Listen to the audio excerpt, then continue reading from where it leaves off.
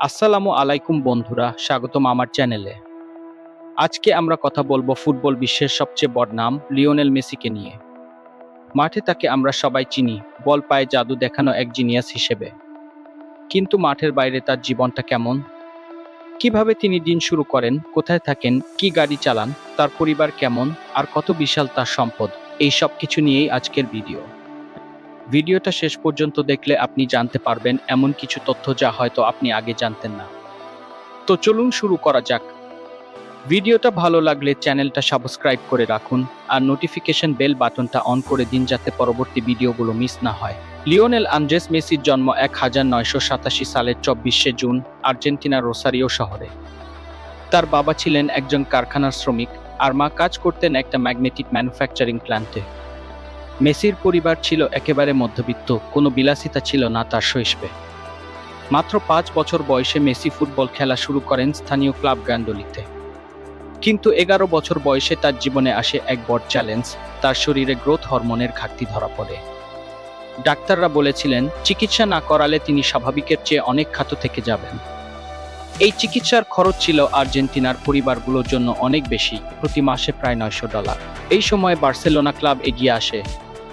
তারা মেসির চিকিৎসার খরচ বহন করতে রাজি হয়। শর্ত ছিল মেসিকে স্পেনে গিয়ে তাদের একাডেমি লা মাসিয়ায় যোগ দিতে হবে। 13 বছর বয়সে পুরো পরিবার নিয়ে মেসি পাড়ি জমান স্পেনে। এখান থেকেই শুরু হয় তার কিংবদন্তি হয়ে ওঠার গল্প। 2004 সালে বার্সেলোনার মূল দলে অভিষেক হয় তার। এরপরের গল্প তো সবার জানা, একের পর এক রেকর্ড ভাঙা, বার্সেলোনাকে অসংখ্য শিরোপা জেতানো। বার্সেলোনায় তিনি কাটিয়েছেন প্রায় 21 বছর, জিতেছেন অসংখ্য লা লিগা আর চ্যাম্পিয়ন্স লিগ শিরোপা। 2021 সালে আর্থিক কারণে বার্সেলোনা ছাড়তে বাধ্য হন মেসি, যোগ দেন প্যারিস সেন্ট জার্মেই ক্লাবে।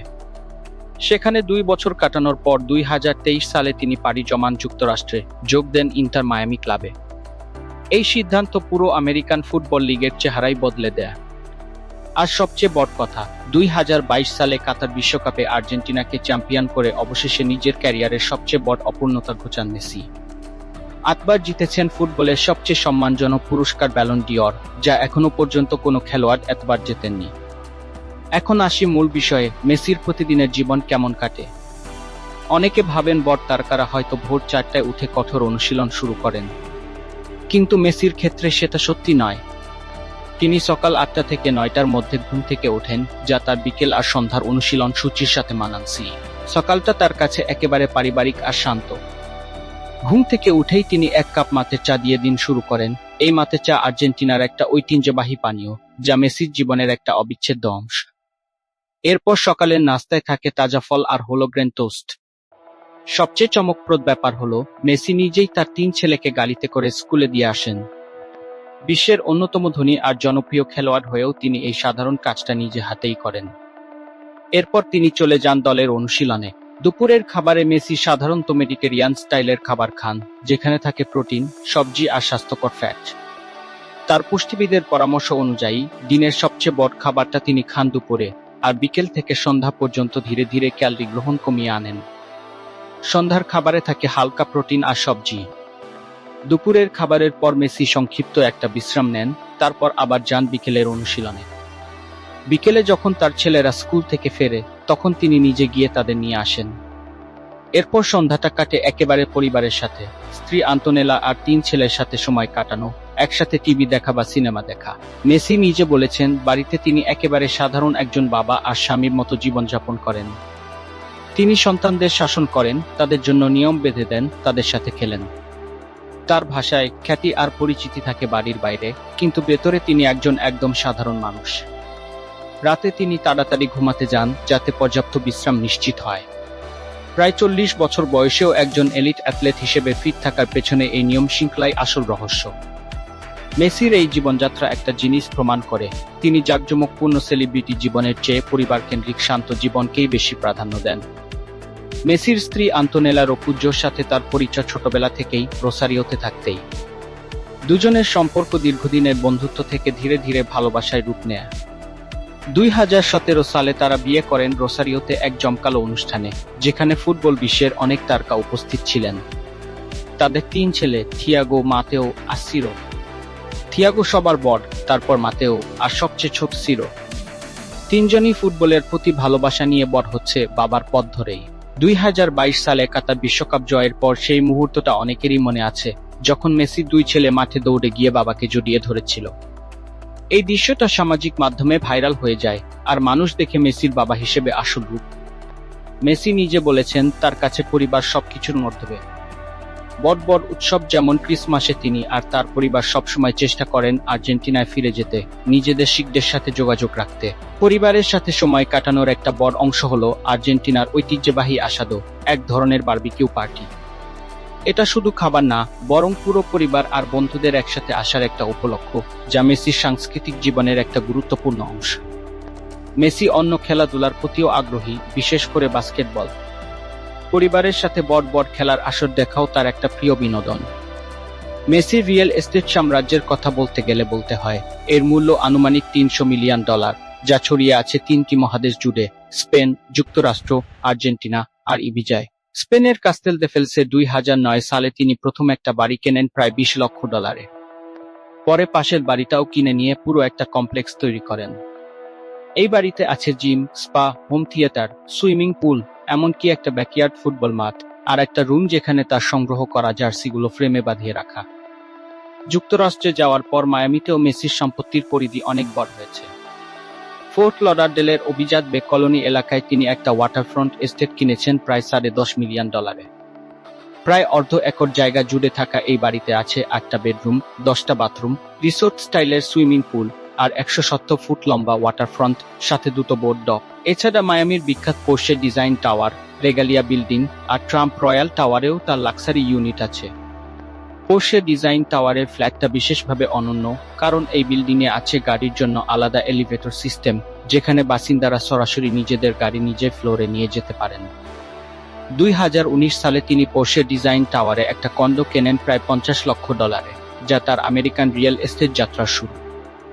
এই সম্পত্তিগুলো শুধু বিলাসিতার জন্য নয়, বরং মেসির দীর্ঘমেয়াদী বিনিয়োগ কৌশলেরও একটা বড় অংশ। মেসির গাড়ির সংগ্রহ নিয়েও ফুটবল ভক্তদের মধ্যে অনেক আগ্রহ। মায়ামিতে যাওয়ার পর তার গাড়ির কালেকশনে এসেছে এক নতুন মাত্রা: ইউরোপীয় ঘরানার কারিগরি নিখুঁততা আর আমেরিকান বড় এসইউভি মিশেল। প্রতিদিনের যাতায়াতে, বিশেষ করে চেজ স্টেডিয়াম বা ক্লাবের অনুশীলন কেন্দ্রে যাওয়ার সময়, মেসি সাধারণত ব্যবহার করেন মার্সিডিজ মেব্যাক এস ক্লাস। এই গাড়িটা তাকে দেয় বিলাসবহুল আরাম, আধুনিক প্রযুক্তি আর তারকাদের জন্য প্রয়োজনীয় কিছুটা গোপনীয়তা।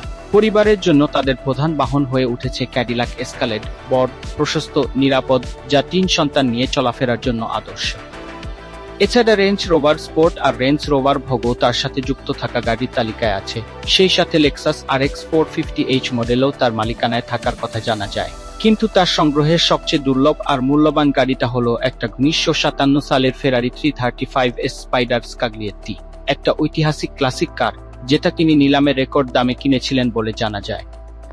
এই গাড়িটা শুধু গতির জন্য নয়, বরং এটা অটোমোবাইল ইতিহাসের একটা অংশ, ফেরারির ঐতিহ্যের একটা টুকরো, যা মেসিকে একজন সিরিয়াস গাড়ি সংগ্রাহক হিসেবেও পরিচিত করে তোলে। তার এই গাড়ির সংগ্রহ দেখলে বোঝা যায়, তিনি শুধু গতি বা জাঁকজমকের জন্য গাড়ি কেনেন না, বরং প্রতিটা গাড়ির পেছনে থাকে একটা গল্প বা উদ্দেশ্য, কোনোটা পরিবারের জন্য, কোনোটা আরামের জন্য, আর কোনোটা ইতিহাসের অংশ হিসেবে। এবার আসি সবচেয়ে চমকপ্রদ অংশে: মেসির মোট সম্পদের পরিমাণ। 2026 সালের হিসেব অনুযায়ী মেসির নেট ওয়ার্থ আনুমানিক $1.1 বিলিয়ন, যা তাকে ফুটবল বিশ্বের বিলিয়নিয়ারদের কাতারে নিয়ে গেছে। তবে মজার ব্যাপার হলো, মেসি অন্য অনেক তারকার মতো তার সম্পদ বা বিলাসিতা সামাজিক মাধ্যমে সেভাবে প্রদর্শন করেন না। তিনি তুলনামূলকভাবে অনেক বেশি প্রাইভেট আর সংযত জীবনযাপন করেন। তার আয়ের উৎস শুধু ফুটবল থেকেই নয়। ইন্টার মায়ামিতে তার বেতন, বিভিন্ন বড় বড় ব্র্যান্ডের সাথে স্পন্সরশিপ চুক্তি, রিয়েল এস্টেট বিনিয়োগ, হোটেল ব্যবসা আর দীর্ঘমেয়াদী কমার্শিয়াল ডিল, সবকিছু মিলিয়ে তৈরি হয়েছে তার এই বিশাল সাম্রাজ্য।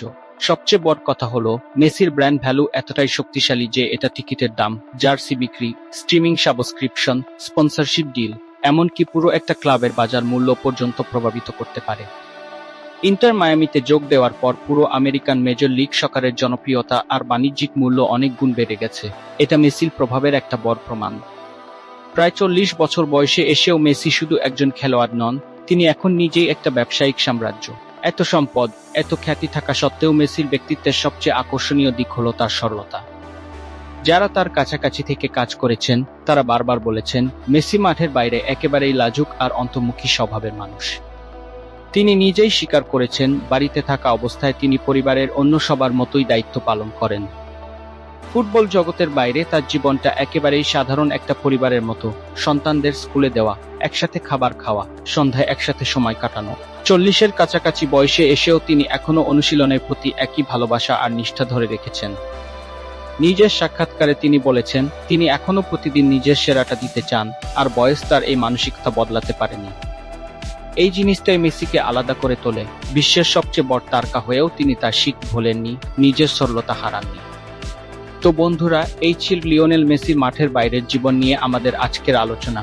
তার দৈনন্দিন রুটিন থেকে শুরু করে পরিবার, বাড়িঘর, গাড়ির সংগ্রহ আর তার বিশাল ব্যবসায়িক সাম্রাজ্য পর্যন্ত। আপনার কাছে মেসির লাইফস্টাইলের কোন দিকটা সবচেয়ে বেশি ভালো লেগেছে কমেন্টে জানাতে ভুলবেন না। ভিডিওটা ভালো লাগলে লাইক দিন, শেয়ার করুন বন্ধুদের সাথে, আর চ্যানেলটা সাবস্ক্রাইব করে রাখুন, কারণ সামনে আসছে আরো অনেক মজার আর তথ্যবহুল ভিডিও। দেখা হবে পরবর্তী ভিডিওতে, ততক্ষণ পর্যন্ত ভালো থাকুন।